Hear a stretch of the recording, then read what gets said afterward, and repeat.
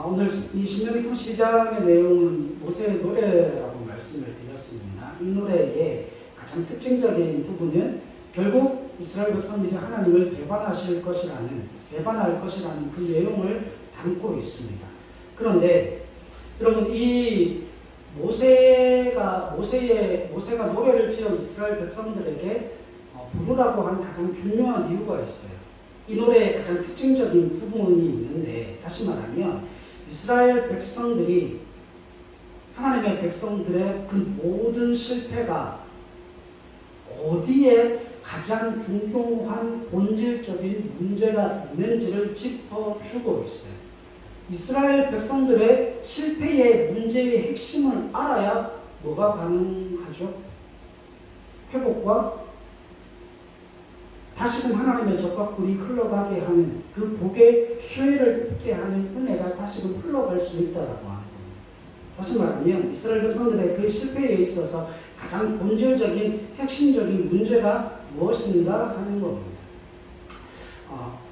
오늘이 어버이 주일인데, 여러분, 부모에게 있어 가장 수치스러운 것 한 가지가 있습니다.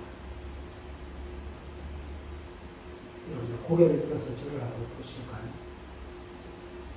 부모에게 있어 가장 수치스러운 것 한 가지는 부모가 자식들에게 ATM기로 여겨지는 거예요.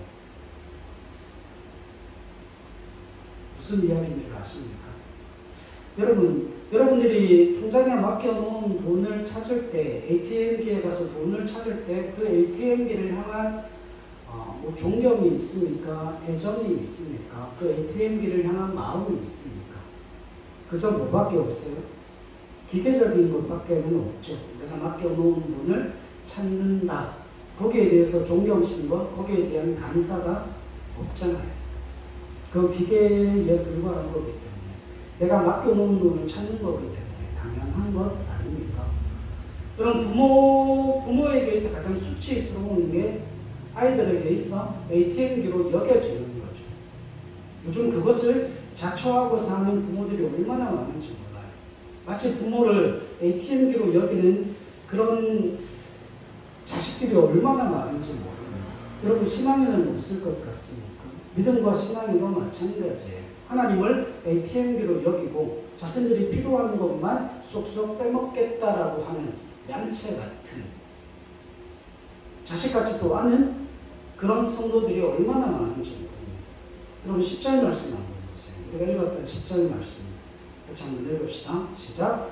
여호와께서 그를 황무지에서 짐승이 부르짖는 광야에서 만나시고 호위하시며 보호하시며 자기의 눈동자같이 지키셨도다. 아멘. 자, 이걸 어떤 성경학자들은 여기서 황무지, 짐승이 부르짖는 광야, 여기를 이스라엘 백성들이 애굽에서 압제를 당하고 있었던 그 노예 상황에 있었던 애굽의 압제라고 이야기하는 사람들도 있고, 말 그대로 황무지, 짐승이 부르짖는 광야, 다시 말하면 이스라엘 백성들이 홍해를 건너 광야 40년의 삶을 살았던 그 사막을, 그 광야를 이야기한다라고 하시는 분들도 있습니다.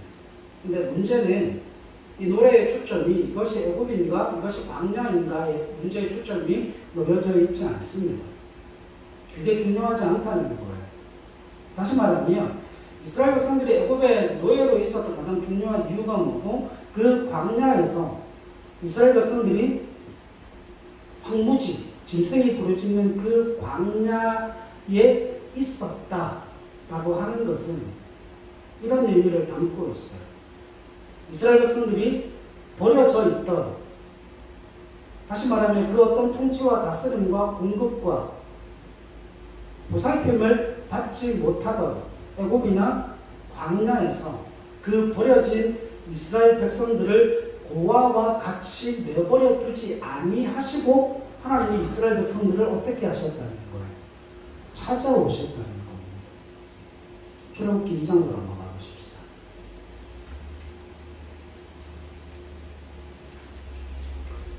출애굽기 2장 23절부터 25절까지. 출애굽기 2장 23절 25절 읽읍시다. 시작. 여러 해 후에 애굽 왕은 죽었고 이스라엘 자손은 고된 노동으로 말미암아 탄식하며 부르짖으니 그 고된 노동으로 말미암아 부르짖는 소리가 하나님께 상달된지라. 하나님이 그들의 고통 소리를 들으시고 하나님이 아브라함과 이삭과 야곱에게 세운 그의 언약을 기억하사 하나님이 이스라엘 자손을 돌보셨고 하나님이 그들을 기억하셨더라. 하나님이 이스라엘 백성들을 어떻게 하셨어요? 돌보셨어요. 그들을 기억하셨어요. 다시 말하면 430년 동안 애굽의 노예로 살고 있던 그 홀로 내버려진 듯한 그 이스라엘 백성들을 하나님께서 잊어버리지 아니하시고 그들 가운데로 찾아오셔서 뭐 하셨다는 거예요? 그들을 돌보셨다는 거예요.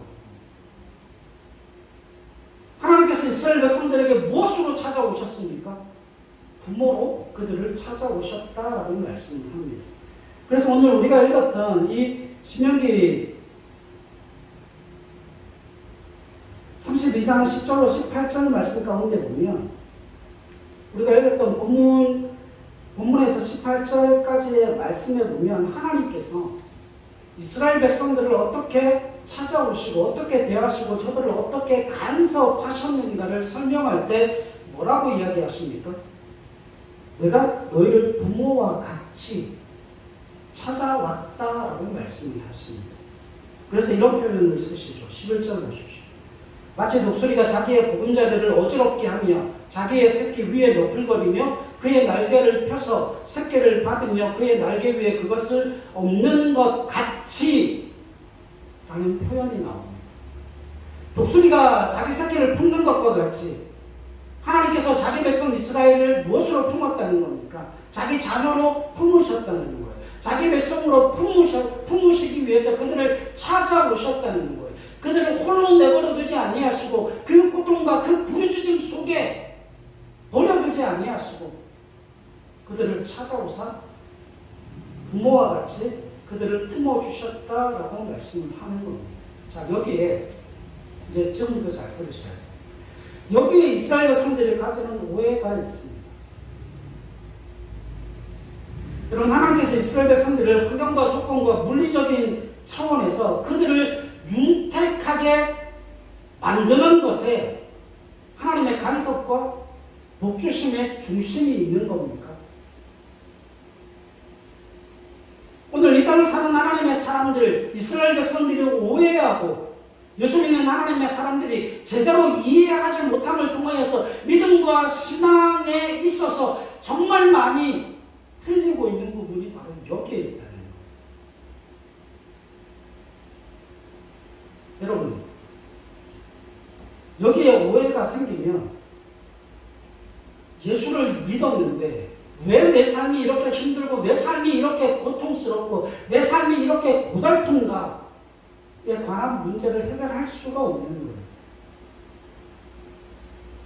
예수 믿는 하나님의 사람들에게 있어 하나님이 그들의 부모가 되셨다, 하나님이 우리의 아버지가 되셨다라고 하는 그 부분이 단순히 무엇으로만 이해되면요, 우리의 환경과 조건과 물질적인 차원에서만 이해되어지게 되며, 다시 말하면 주님께서 우리를 부자 되게 하시고 주님께서 우리를 형통케 하시고 주님께서 우리의 모든 삶에 간섭하셔서 우리가 세상 다른 그 누구보다 잘 먹고 잘 살게 하는 것으로 하나님의 간섭과 복 주심이 우리에게 주어진다라고 생각을 하게 되면 예수를 믿었는데 왜 내 인생은 이렇게 고달픈가에 관한 그 고통과 고난에 관한 문제를 해결해낼 수가 없습니다. 거기에 오해가 생겨서 실망하고 좌절하고 낙심하는 하나님의 사람들이 얼마나 많은지 몰라요. 여러분, 톰 소여의 모험에 보면 톰과 함께 공부하던 그 수많은 아이들이 가장 부러워하는 한 사람이 등장합니다. 그게 누굴까요? 허클베리 핀입니다. 그 허클베리 핀은 부모가 없어요. 그리고 그 허클베리 핀이 톰과 친구잖아요. 아직 케어를 받아야 하고 학교를 다녀야 하고 먹고 입고 마실 것의 문제를 누군가 해결해 주어야 하는데, 그래서 이 허클베리 핀을 다른 누군가가 입양을 하려고 해요. 근데 허클베리 핀이 그걸 반대합니다. 나는 혼자 살겠다. 독립심이 아주 강하죠. 그런데 삶이 개판입니다. 삶이 얼마나 망가지는가 하면, 이 허클베리 핀은 아침에 깨우는 사람이 없어요. 한 열흘 동안 목욕하지 않아도 씻으라고 하는 사람이 없습니다. 학교에 가라고 잔소리하는 사람이 없어요. 그래서 톰이 가장 부러워하는 친구가 이 허클베리 핀입니다. 왜요? 톰은 날마다 등짝 스매싱을 맞거든요. 야, 일어나! 밥 먹어! 세수해! 양치해! 옷을 좀 깨끗하게 입어! 학교 가! 날마다 부모로부터 그 간섭을 받고 살거든요. 그러니까 톰이 이 자유분방하게 사는 이 허클베리 핀을 너무 부러워합니다. 근데 여러분, 문제가 뭐예요? 문제가 뭡니까? 톰이 그렇게 부러워하는 이 허클베리 핀과 모든 아이들의 선망의 대상이 되어지고 있는 이 허클베리 핀에게 있어 가장 중요한 문제가 한 가지가 발생하게 됩니다. 여러분, 부모가 자녀를 그렇게 간섭하는 이유가 뭡니까? 단순히 먹고 입고 마실 문제만 해결해주면 아이들이 큽니까? 자랍니까? 성장합니까? 성숙되어집니까? 사회에 기여할 수 있는 일꾼이 되어집니까? 안 되거든요. 여러분, 예수 믿는 하나님의 사람들, 내가 예수를 믿었는데 왜 그렇게 고달픈가? 그 가장 중요한 이유가 있어요. 하나님이 우리에게 부모로 찾아오셨고 아버지로 찾아오셨고 우리는 그 하나님의 자녀이기 때문에 하나님이 우리에게 분명한 목적을 가지고 우리를 자녀 삼으셨다는 거예요. 그 목적이 뭡니까? 우리가 자라고 성장하기를 원하시는 거죠. 어디까지요? 이게 중요한 거예요. 어디까지 우리가 자라고 어디까지 성장하기를 원하실까요? 여러분, 하나님은 우리를 하나님의 자녀 삼으셨을 때 예수님께서 하나님의 맏아들이 되셨다는 것, 둘째가 있고 셋째가 있고 넷째가 있다는 것 아닙니까? 예수님이 하나님을 닮아가는 것만큼 하나님은 우리가 누구를 닮아가기를 원하시는 거예요. 하나님을 닮아가기를 원하시는 거예요. 여러분, 하나님은 거기에 대해서 포기와 타협이 없으십니다.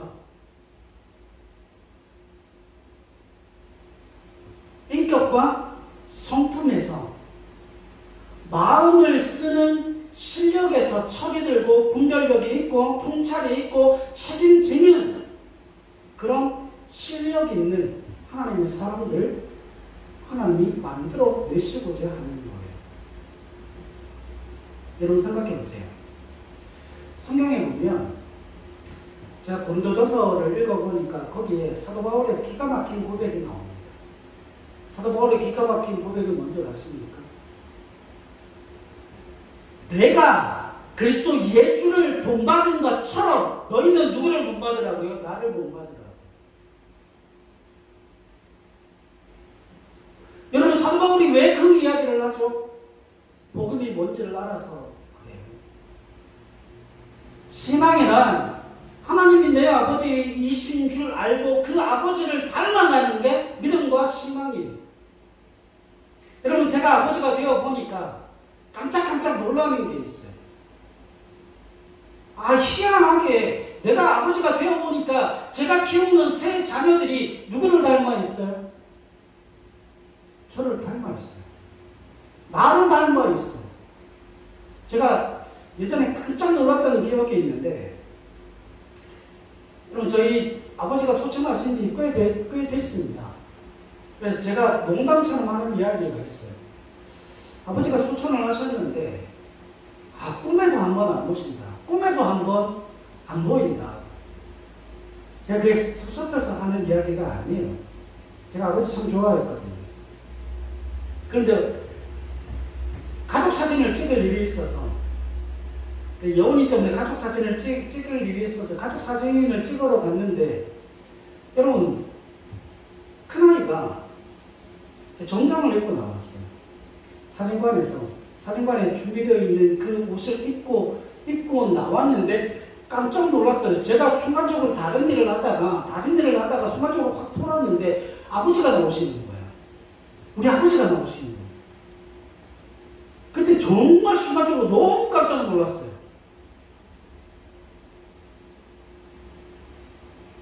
그리고 이 아이를 키우다가 보면 그 아이가 어느 순간인가 내 말투를 닮아있고 내 행동을 닮아있고 내가 가지고 있는 그 생각을 닮아있다는 그것이 자꾸 삶 속에서 자꾸 드러나고 나타날 때마다 깜짝깜짝 놀랍니다.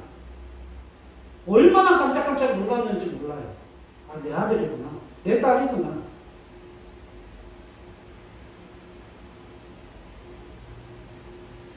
여러분, 문제는 뭐냐면 자녀들은 부모를 닮게 되어져 있어요. 그런데 오늘 이 땅을 살아가는 부모들, 특별히 예수 믿는 하나님의 사람들이 그 자녀들을 향하여 하지 못하는 이야기가 있습니다. 그게 뭔 줄 아십니까? 나를 본받으라. 그 이야기를 못해요. 안 하는 게 아니라 못하는 겁니다. 왜요? 자녀들에게 보여줄 뭐가 없어요? 신앙의 본보기가 없어요. 여러분, 사도 바울이 그 고린도 교회의 성도들을 향하여서 내가 그리스도 예수를 본받은 것처럼 너희는 나를 본받으라, 그 이야기를 어떻게 할 수 있는가 하며, 주님께서 받으셨던 그 고난을 내가 당하고 있고 나도 그 고난을 당하면서 원망과 불평이 없다. 왜? 내가 예수를 닮은 하나님의 사람이기 때문에. 그래서 사도 바울이 교회를 개척하고 난 이후에 그들을 향해서 하는 이야기가 그겁니다. 내가 예수 그리스도를 닮아 있으니 너희는 나를 닮으라. 그게 당연한 이야기 아닙니까? 영적인 자녀이기 때문에. 여러분, 믿음과 신앙 안에서 하나님이 우리의 아버지라고 하는 것은 하나님이 우리를 향하여 어떤 마음을 가지고 있어요? 너희가 내 자녀이기 때문에 너희는 나를 닮는 것이다. 너희가 나를 닮아야 한다. 예수 그리스도가 그 하나님을 닮으신 것처럼 그 주님이 맏아들이 되어주심으로 말미암아 우리가 둘째, 셋째, 넷째가 되어지지 않았냐? 그의 형제가 되어지지 않았냐? 그러면 예수 그리스도께서 하나님을 닮으신 것처럼 우리 또한 예수 그리스도를 닮고 하나님을 닮는 게 당연한 것 아니냐는 거예요. 15절 말씀 한번 보십시오. 32장 15절. 그런데 여수르니 기름짐에 발로 찼도다. 내가 살찌고 비대하고 윤택함에 자기를 지으신 하나님을 버리고 자기를 구원하신 반석을 없인 여겼도다. 여러분, 여기서 여수룬이라고 하는 이 말은 이런 의미예요. 하나님의 사랑을 받은 의로운 자, 여수룬이라는 뜻이 하나님의 사랑을 받은 의로운 자예요. 이게 누굽니까? 자녀 아니에요. 여러분, 자녀는 부모의 사랑을 받은 사랑스러운 자예요. 하나님의 의로우신 분이기 때문에 여수르는 하나님의 사랑을 받은 의로운 자라고 하는 거죠. 누구를 닮아있기 때문에? 하나님을 닮아있기 때문에, 아버지를 닮아있기 때문에. 15절로 18절 같이 한번 읽읍시다.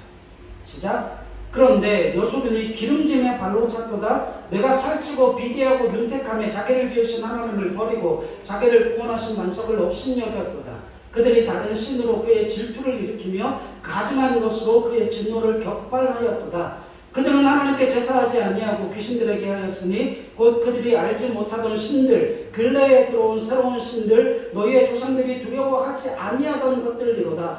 너를 낳은 반석을 네가 상관하지 아니하고 너를 내신 하나님을 내가 잊었도다. 네. 여러분, 하나님이 이스라엘 백성들을 뭐라고 말씀하세요? 내가 너를 낳은 반석이다 라고 이야기하십니다.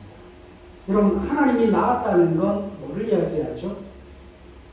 하나님의 아버지라는 거잖아요. 하나님이 너희 부모라고 하는 거잖아요. 여기서 여러분 만들었다라고 할 때 이 만들었다는 그 말씀 안에 뭐가 들어가 있어요? 여러분 그냥 낳기만 하면 끝납니까? 아니잖아요. 그 만들었다라고 하는 낳았다라고 하는 그 표현 안에는 길렀다라고 하는 내용이 포함되어져 있어요. 하나님이 낳으시고 하나님이 기르셨다는 그 의미를 담고 있다라고 하는 겁니다.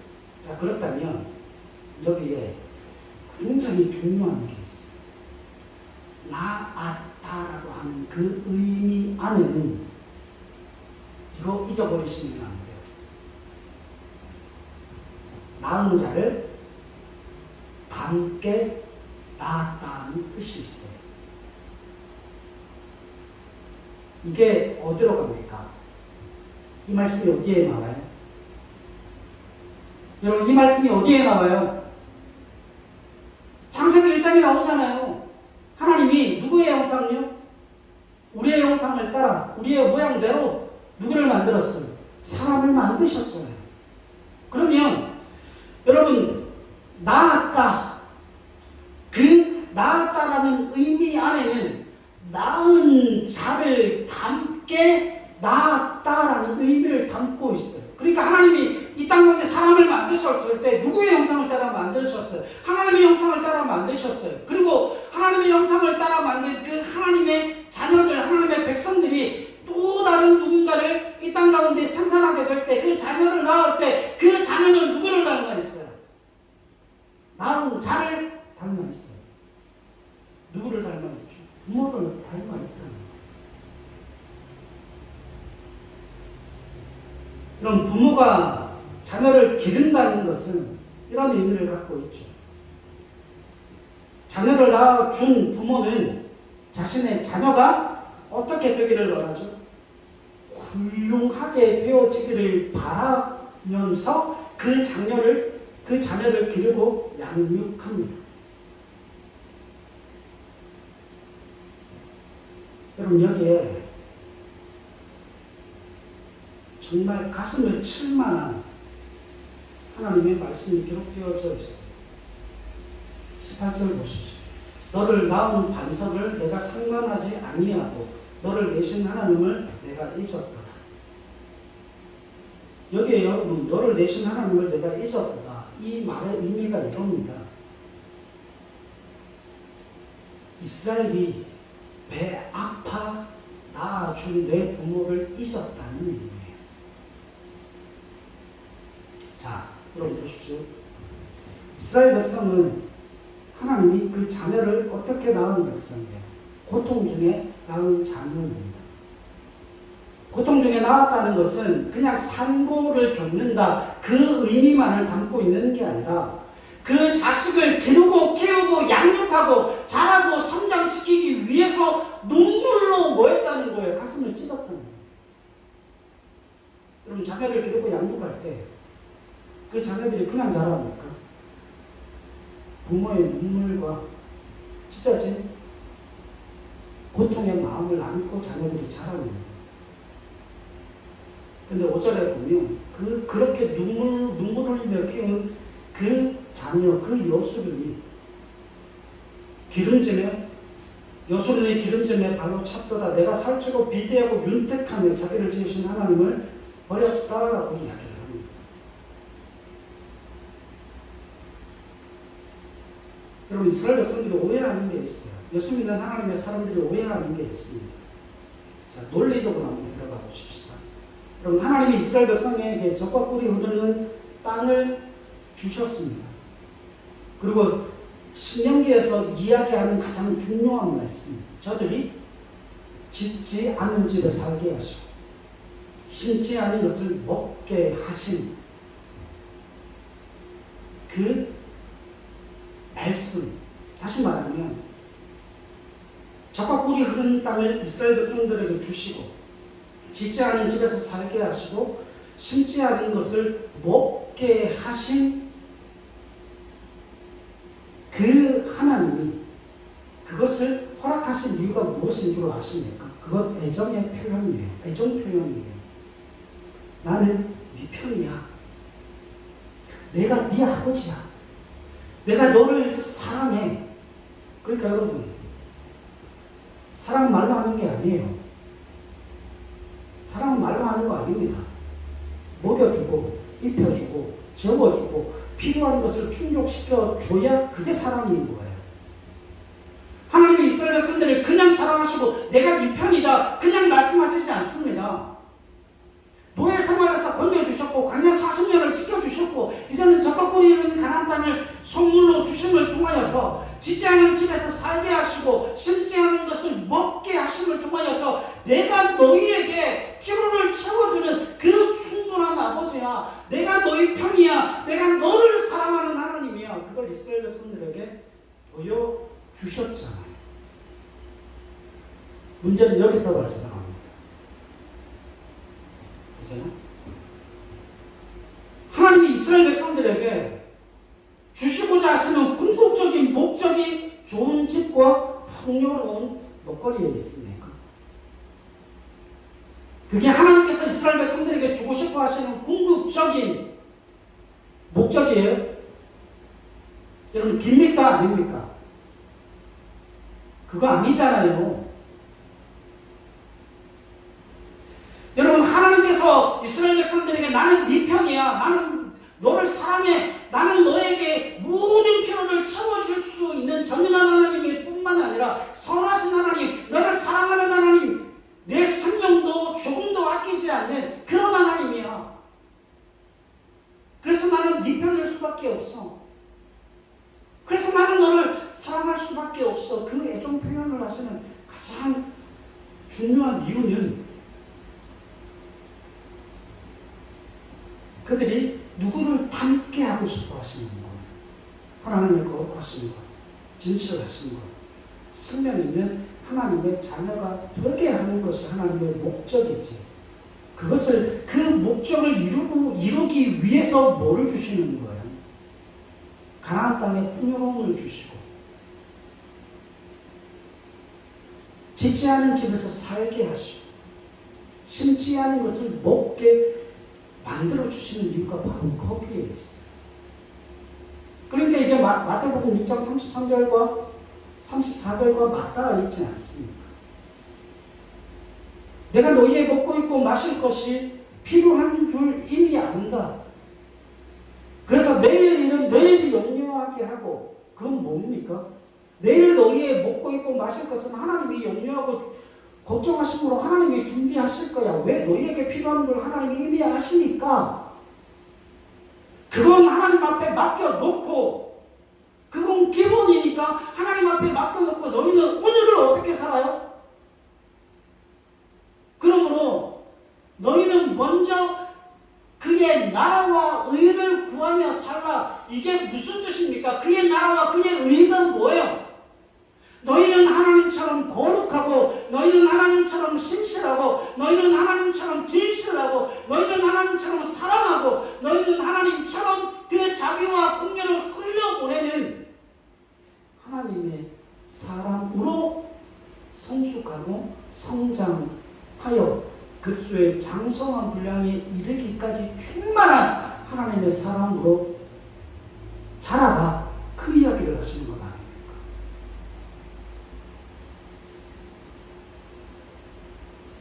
여러분, 하나님이 왜 화가 나시는 줄 아십니까? 하나님이 이스라엘 백성들을 향하여서 그렇게 화가 나신 이유가 바로 그거예요.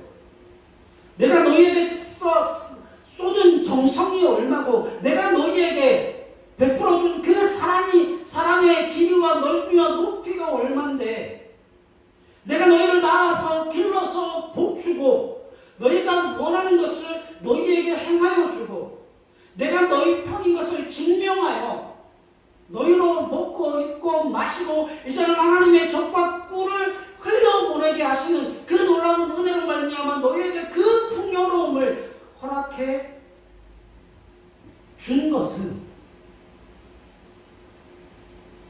너희의 생명과 거룩과 진리와 복된 것을 너희 삶에 채우기 위한 목적을 이루기 위해서 너희에게 다가간 것 아니냐. 그런데 너희가 먹고 배부르니까 너희를 낳고 가슴 찢어서 기른 부모인 나를 너희가 보냈다는 거예요. 버렸다는 겁니다. 여러분, 하나님 여기에 화가 나신 거예요.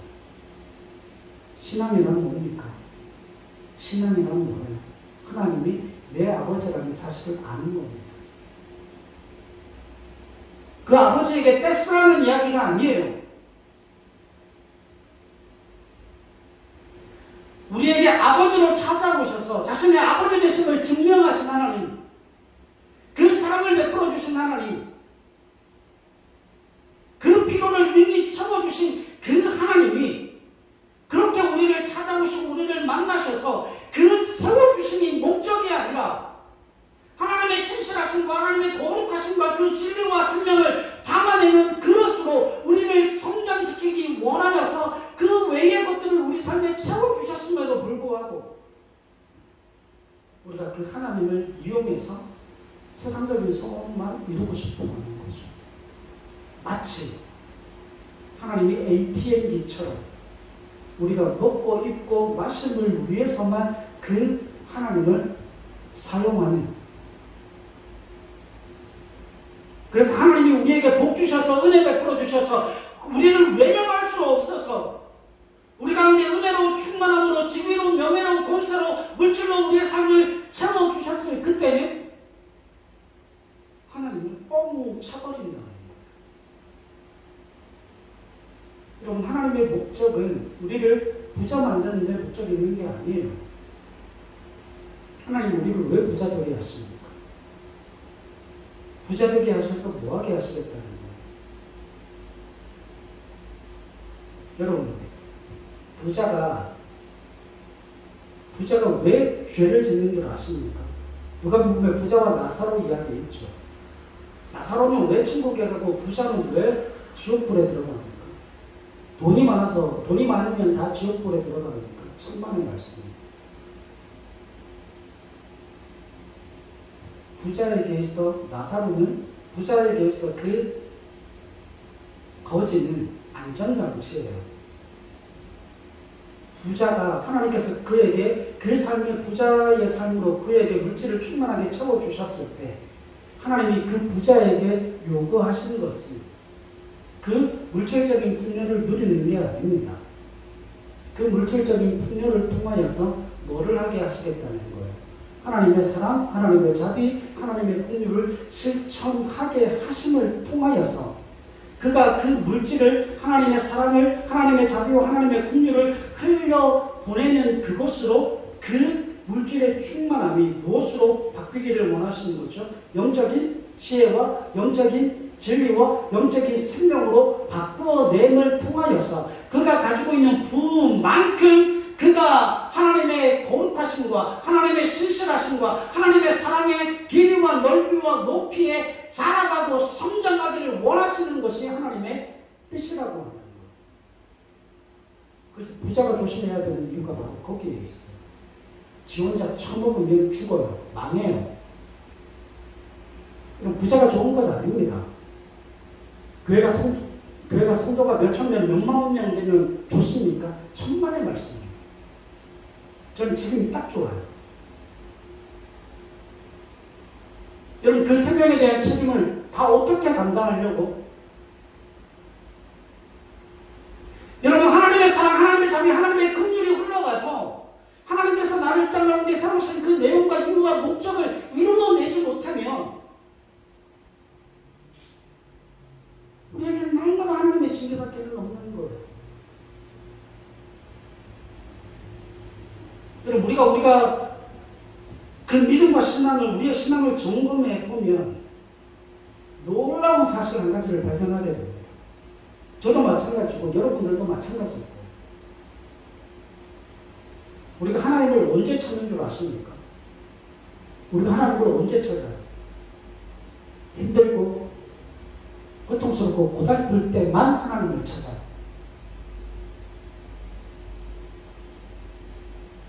내 아들이 가끔씩 전화가 옵니다. 가끔씩 연락이 와요. 그건 뻔해요. 뭐가 떨어졌을 때? 예, 돈 떨어졌을 때. 돈 떨어졌냐? 그럼 웃어요. 얼마나 필요하냐?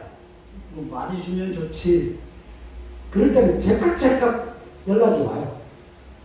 때로는 평소에 연락 안 합니다. 전화도 안 합니다. 문자 보내면 바빠.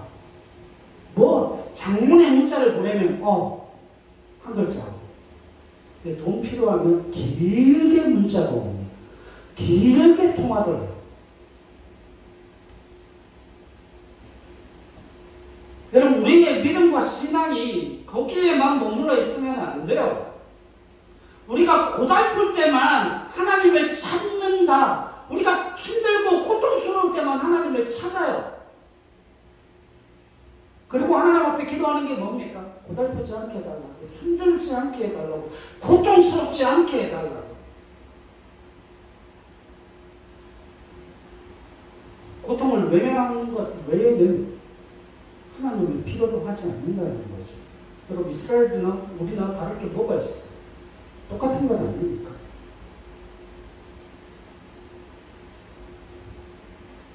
여러분, 우리가 정말 하나님을 필요로 할 때는 우리가 힘들고 고통스러울 때뿐만 아니라 하나님, 왜 나라는 인간은 이 모양일까요? 하나님의 사랑에서 자라가지 못하고 진리와 생명으로 충만하지 못하고 마태복음의 사삼손의 설교처럼 심령이 가난해지고 애통하기 위해서 하나님을 찾아와야 되는데 의에 졸이고 목마르기 위해서 왜 나는 아직도 이 모양입니까? 왜 나는 아직도 믿음을 가지고 있고 하나님의 자녀요 백성임에도 불구하고 왜 아직도 하나님을 그렇게 그 거룩하심을, 그 신실하심을, 그 사랑에 충만하신 하나님을 그렇게 닮아가지 못하는 걸까요? 그걸 가지고 하나님 앞에 찾아와야 되는 것 아닙니까? 날마다 고통스러울 때만, 힘들 때만 하나님을 찾아요. 다시고 배부르면 하나님을 외면하고 하나님을 버리는 게 일수라는 거죠. 여러분, 예전에 어떤 선교사님을 만났던 적이 있는데 그 선교사님이 그런 이야기를 하신 적이 있어요. 제가 지금 제일 두렵고 힘든 게 그겁니다. 선교사님이 그 이야기를 하셔요. 여러분, 키르기스탄, 카자흐스탄 그런 데서 선교를 하시면서 예전에 그런 일 많았잖아요. 거기서 사모님이 순교를 당하시고 또 테러를 당하고 그런 일들이 비일비재했잖아요. 근데 그런 지역에서 선교하시는 목사님인데 식사를 같이 하면서 물어봤어요. 여쭤봤어요. 목사님, 뭐가 제일 힘드십니까? 테러의 위협도 있고 이슬람이라고 하는 그 존재 자체의 위협 때문에 너무 힘들고 고통스러울 것 같았어요. 그래서 질문을 그렇게 드린 겁니다. 뭐가 제일 힘드세요? 근데 그 선교사님이 파송받았던 그 교회가 열심히 싸우고 있었거든요. 선교 헌금도 끊겨져 있는 상황인데 그 선교사님이 하시는 말씀이 이겁니다. 그때 제가 전 전도사였대요. 전도사님, 하나님의 은혜 없이 사역하는 게 제일 무섭습니다. 돈이 있으면 선교가 될 것 같고 힘과 능력이 있으면 선교가 될 것 같지만 궁극적으로 선교는 하나님의 일인데 하나님의 은혜 없이 선교하는 게 가장 무섭습니다. 그럼 제가 제일 무서운 게 뭔지 아십니까? 하나님에게 외면당하는 거예요.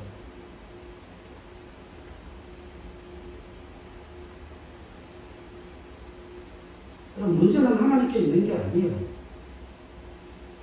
문제는 하나님께 있는 게 아니에요. 문제는 우리에게 있어요. 이걸 빨리 깨달으셔야 합니다. 하나님의 인도하신 것, 하나님의 신실하신 것, 하나님의 간섭하심에 있어 정당한 믿음과 신앙의 반응을 여러분 할 줄 아셔야 하는 거예요. 그래서 마지막으로 결론적으로 한 가지를 말씀드리고 싶습니다. 여러분, 우리가 믿음과 신앙에 있어서 우리가 열심히 훈련하고 연습해야 되는 부분이 한 가지가 있습니다. 그건 의지적인 결단이 필요하다는 거예요. 여러분, 무엇보다 뭐가 중요합니까? 감정보다 의지가 훨씬 더 중요합니다. 믿음과 신앙은 감정으로 하는 게 아니에요. 믿음과 신앙은 감정이 아니라 의지적인 결단이 있어야 합니다. 의지적인 발동, 다시 말하면 내가 그 믿음을 지켜 하나님의 자녀다운 삶을 살겠다. 하나님의 백성다운 삶을 살겠다. 하나님이 내 아버지이시기에 나는 하나님을 닮는 그 믿음의 삶을 살겠다라고 하는 의지적인 결단을 통하여서 그걸 뭐 하는 거예요? 실패하더라도 도전하고 실패하더라도 또 도전함을 통하여서 그렇게 믿음이 성장하고 자라는 겁니다.